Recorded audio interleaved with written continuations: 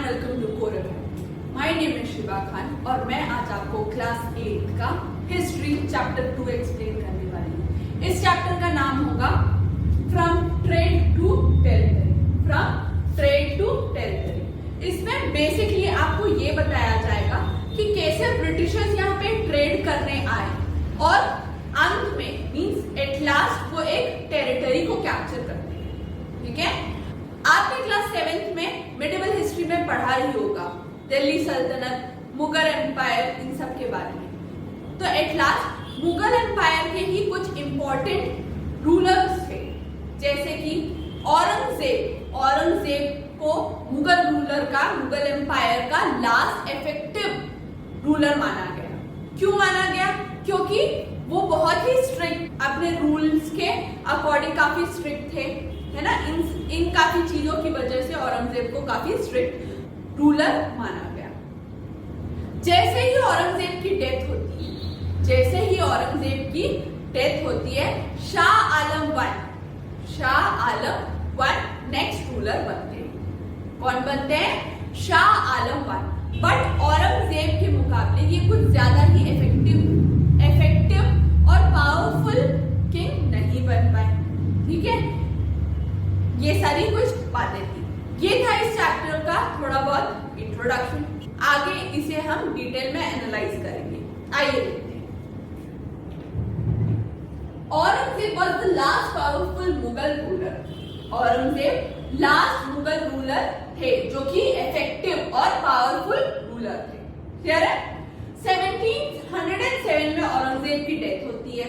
1707 में औरंगजेब की डेथ होती है। इसके बाद मींस औरंगजेब के बाद कोई इफेक्टिव रूलर नहीं था। अच्छा, औरंगजेब के बाद रूलर कौन बनता है? Yes, Shah Alam one. Okay, but वो इतने इफेक्टिव रूलर नहीं थे।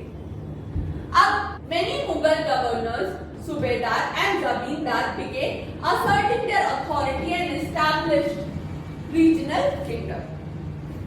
पावर सेंट्रलाइज्ड मींस आप समझने की कोशिश करिए, ये पूरे पावर्स किसके हाथ में थे?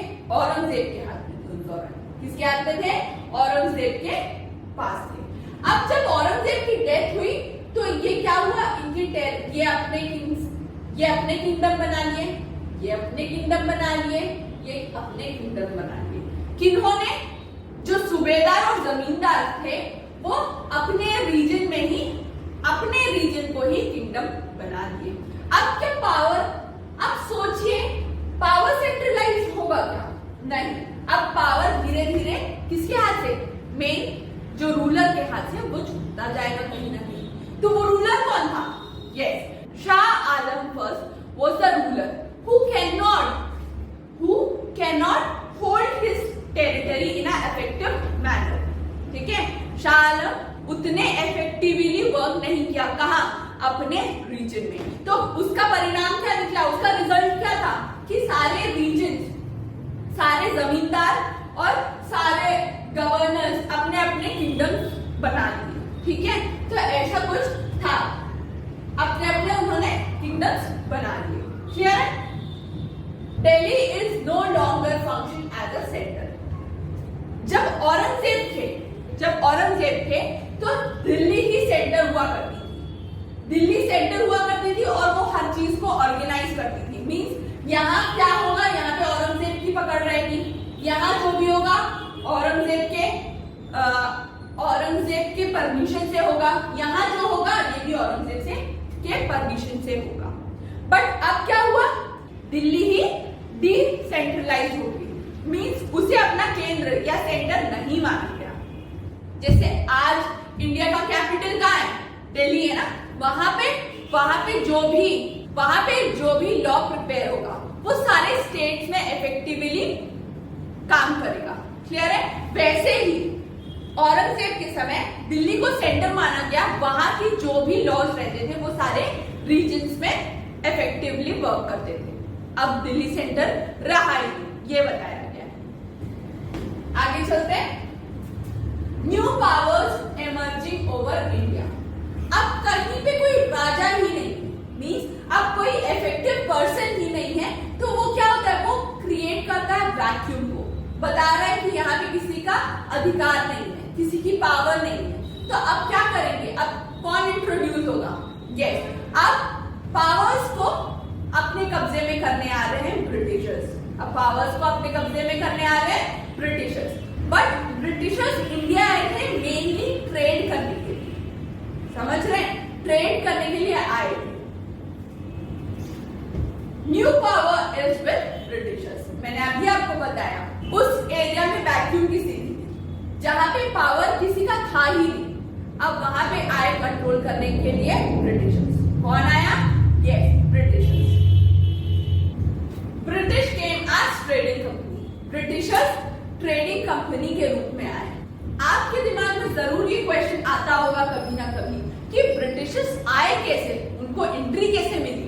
इन सारे सवालों का जवाब मैं आगे आपको दूंगी। वैसे आपको कुछ कुछ हिंट तो मिल ही चुका होगा कि ब्रिटिशर्स ट्रेड करने आए, बट हमारे टेरिटरी में अगर कोई घुसता है तो किसी न किसी की तो परमिशन लेनी पड़ेगी, है ना? अगर आप मान लीजिए आपके घर की बाउंड्री वॉल को कोई तोड़ना चाहता है, आपके घर के बाउंड्री वॉल को कोई तोड़ना चाहता है, तो आपसे परमिशन लेगा ना? नहीं कि तोड़ देगा, नहीं, पहले आपसे परमिशन लेगा। तो वैसे ही ब्रिटिशर्स जब इंडिया आते हैं तो वो परमिशन लेकर आते हैं। किसकी परमिशन? आगे बढ़ते हैं। 1600 में ब्रिटिशर्स को एक रॉयल चार्टर दिया जाता है। क्या दिया जाता है? Royal charter. रॉयल चार्टर का मतलब एक परमिशन ग्रांट किया जाता है, ठीक है? एक परमिशन ग्रांट किया जाता है कि वो ईस्ट में जाके ट्रेड कर सकते हैं। अब आप एग्जाम्पल के तौर पे देखिए, यहां कहीं है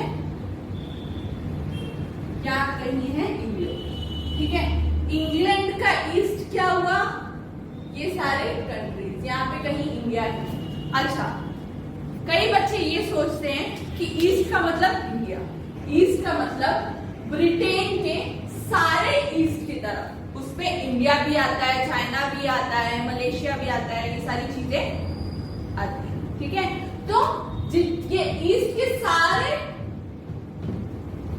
सारे एरियाज में जाके ट्रेड करने का फरमान। Is that clear to you? ठीक है, तो ये फरमान या ये ऑर्डर जारी कौन करता है? ये करता है क्वीन एलिजाबेथ I। अच्छा, ये कब की बात है? 1600 में इन्हें परमिशन मिलती है। याद करिए, इंडिया में 1600 के अराउंड कौन रहा होगा? 1600 के दौरान मुगल एम्पायर का रूल था इंडिया में, जहांगीर का रूल चल रहा था इंडिया में उस दौरान। तो परमिशन कौन किससे लेगा? यस, ब्रिटिशर्स इंडिया में आने के लिए परमिशन किससे लेते हैं? जहांगीर। वो आपकी बुक में मेंशन नहीं है, ये एक एडिशनल इंफॉर्मेशन। तो यहाँ तक क्लियर हुआ? 1600 में एक रॉयल चार्टर आता है जो क्वीन एलिजाबेथ द्वारा दिया जाता है, और इस चार्टर में मेंशन किया जाता है कि ब्रिटेन ईस्ट इंडिया में जाके ट्रेड कर सकता है। Is that clear to you? I hope. Grant the sole right to trade with East. अब आई इंपॉर्टेंट बात, ब्रिटेन में सिर्फ ईस्ट इंडिया कंपनी को ऑथराइज किया जाता है कि वो सिर्फ ईस्ट में जाके अपना ट्रेड कर सके। आई बात समझ में? मींस वहां से ईस्ट इंडिया कंपनी के अलावा कोई और कंपनी वहां पे ईस्ट में जाके ट्रेड नहीं कर सकती। क्लियर है? When Britishers came, the Portuguese had already established their presence in west coast of India. West coast से हम क्या समझते हैं मैं बताती हूँ। इंडिया का सदर्न पार्ट है। I am not really good in drawing maps, okay, so please इसे देखते हैं। ये इंडिया का सदर्न पार्ट है, ठीक है? ये इंडिया का सदर्न पार्ट हुआ। तो ये सारे वेस्ट, तो इंडिया का ये जो पोर्शन है जिसमें आता है महाराष्ट्र, ठीक है, गोवा, ओके, कर्नाटका का कुछ हिस्सा, ठीक है, और केरल का कुछ हिस्सा, ये होता है वेस्टर्न कोस्ट ऑफ इंडिया। तो इस पार्ट में पोर्चुगीज का कब्जा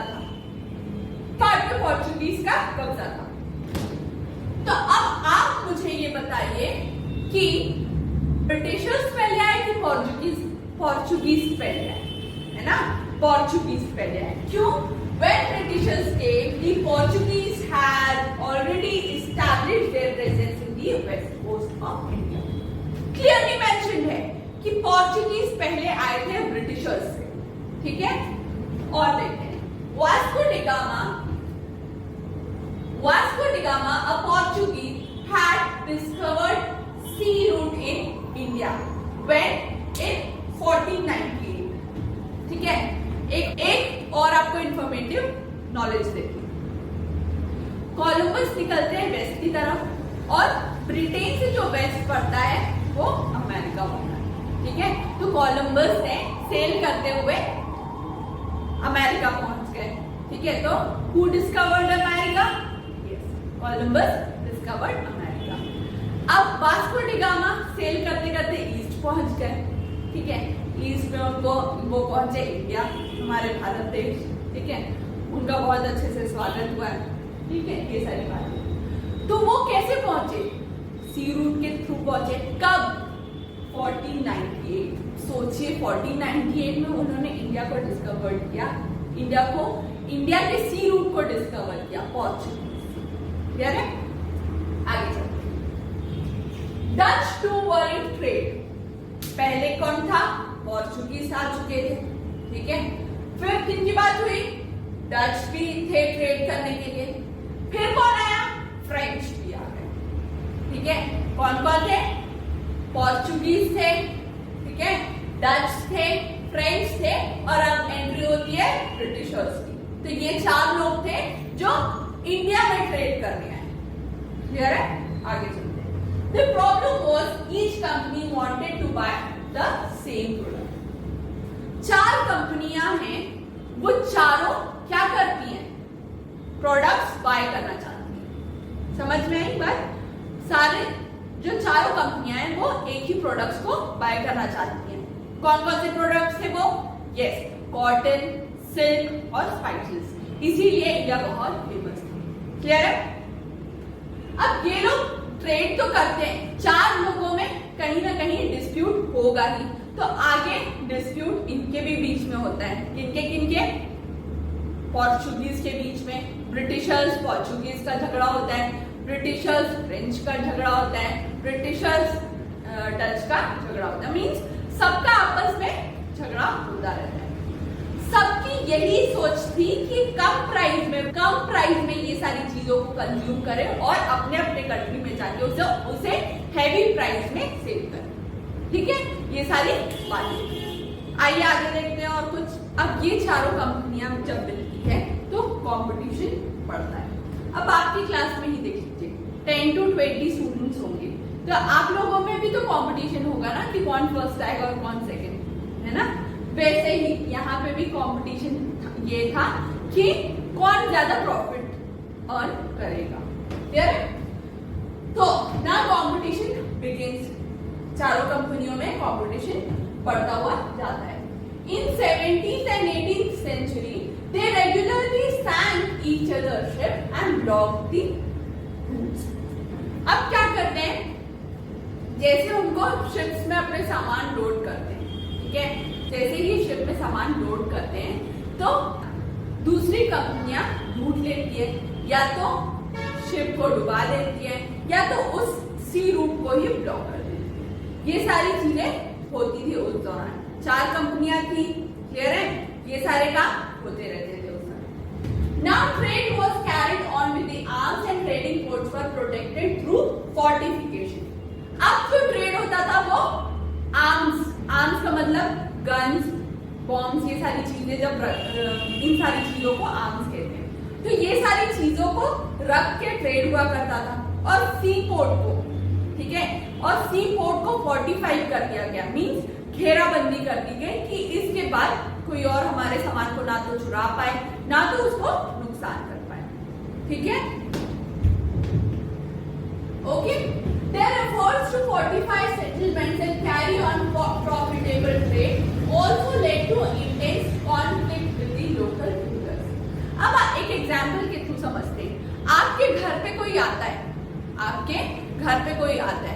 कुछ दिन तो वो रहते हैं बहुत अच्छे से, फिर कुछ दिनों बाद ही आपके बाउंड्री वॉल के अंदर ही एक और छोटा घर बनाने की कोशिश करते हैं। तो क्या आप अलाउ करेंगे?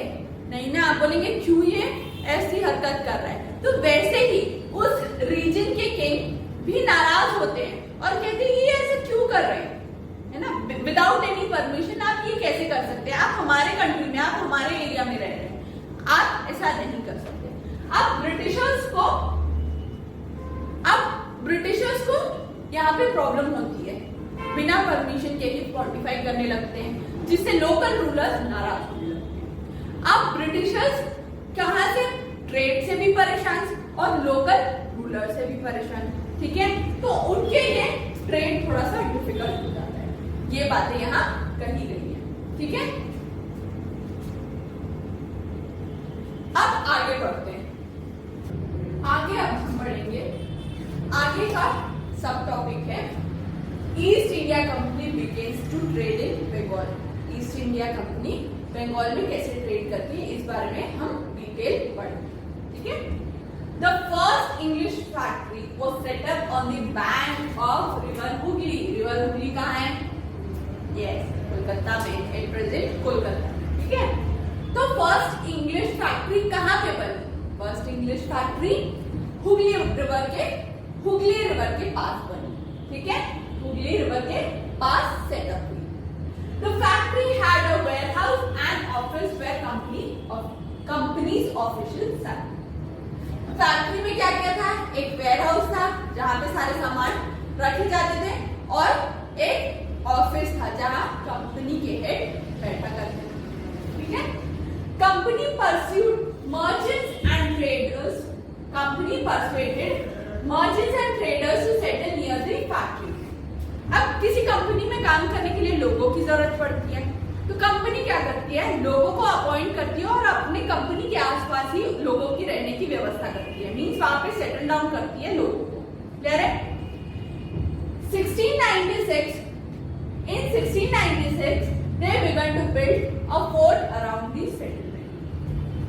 अब कंपनी ने एक ऑफिस बनाया, फिर लोगों के लिए घर बनाया, फिर उन सब चीजों को फोर्टिफाई किया, मींस उस एरिया को घेराबंदी करके ऊंची दीवारें बना दी, फोर्टिफाई कर दिया, ठीक है। क्लियर है? 1696 में उस एरिया को फोर्टिफाई किया। आगे चलते हैं। 2 years later they bribed Mughal officials into giving the zamindari rights of 3 villages. अब ब्रिटिशर्स क्या करते हैं? मुगल रूलर्स वहां पे थे, ब्रिटिशर्स क्या करते हैं? उनको ब्राइब करते हैं। ब्राइब मतलब रिश्वत देना। क्लियर है? ब्रिटिशर्स मुगल को ब्राइब करते हैं और कहते हैं कि एक काम करिए ना, आप 3 विलेजेस की जमींदारी हमें दे दीजिए। कौन कहता है? ब्रिटिशर्स कहते हैं। किससे? मुगल एम्पायर को कहते हैं। अच्छा, उस दौरान मुगल एम्पायर का किंग कौन था? यस, औरंगजेब थे उस दौरान मुगल एम्पायर के किंग। तो उनसे ही रिक्वेस्ट करते या उन्हें ही ब्राइब करते कि आप सर प्लीज हमें आप 3 विलेजेस को दे दीजिए ना, 3 विलेजेस की जमींदारी। विलेजेस कौन कौन से थे ये आपके लिए इम्पोर्टेंट नहीं है, बट उनमें से एक विलेज आपके लिए इम्पोर्टेंट है जो आगे जाके कैलकट्टा बनता है, जो आज का कोलकाता है। क्लियर है? तो उसे पहले कालीकत्ता कहते थे। क्या कहते थे? कालीकत्ता, जो आगे जाके कैलकट्टा या कोलकाता कहता है। क्लियर? अब क्या होता है?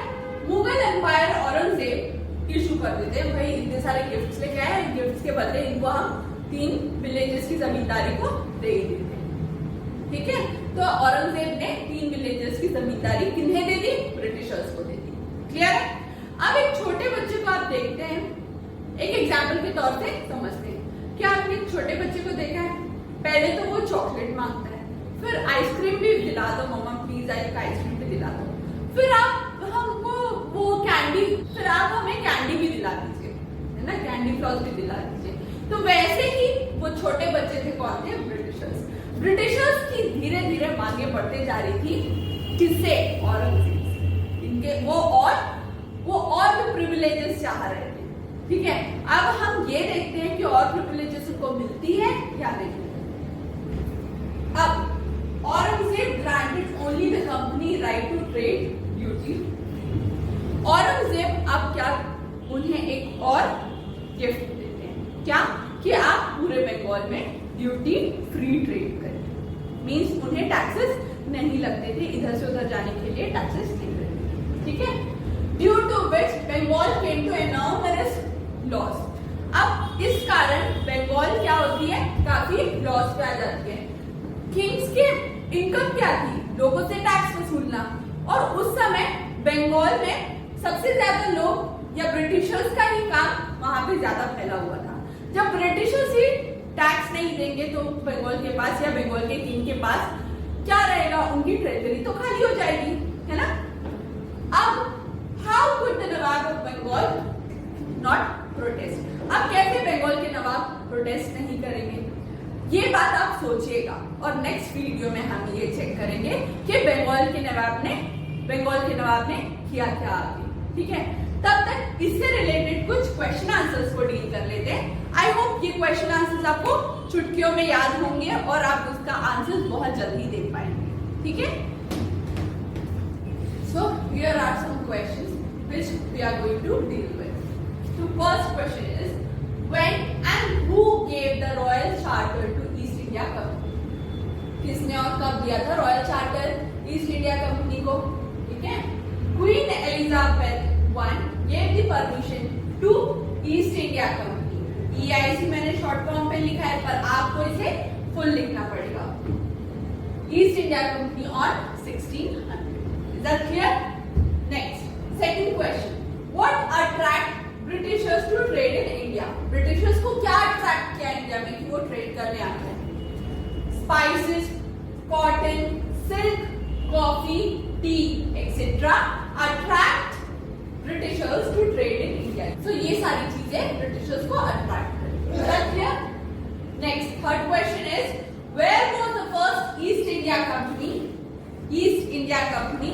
Set up their factory.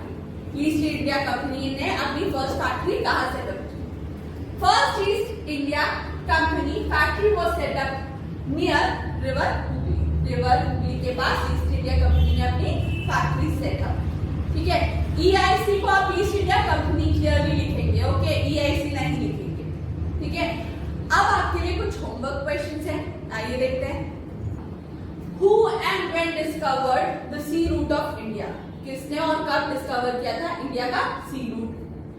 Where did the Portuguese establish their ports or forts? Portuguese ने कहां एस्टैब्लिश किया था अपना पोर्ट और forts. Who was the last powerful ruler of Mughal Empire? Mention his year of death. इनके नाम बताने कि मुगल एम्पायर के लास्ट रूलर, पावरफुल रूलर कौन थे और उनकी डेथ का ईयर। आई होप ये आंसर्स आपके लिए काफी इजी होंगे, जो अब तक हमने पढ़ा है वो आपको क्लियर होगा। अगर इस टॉपिक पे कोई भी डाउट हो तो प्लीज लेट मी नो। आप लोग क्वेरी करिए ना, क्वेरी करेंगे, अपनी बातें बताएंगे, तभी तो मुझे पता चलेगा कि आप मुझसे कनेक्ट कर पा रहे हैं या नहीं। आपको कुछ क्वेश्चंस में डाउट हो तो प्लीज लेट मी नो, ताकि मैं आपकी हेल्प कर सकूं, ठीक है। आपकी हेल्प करके मुझे भी बहुत अच्छा लगेगा। Till then, thank you.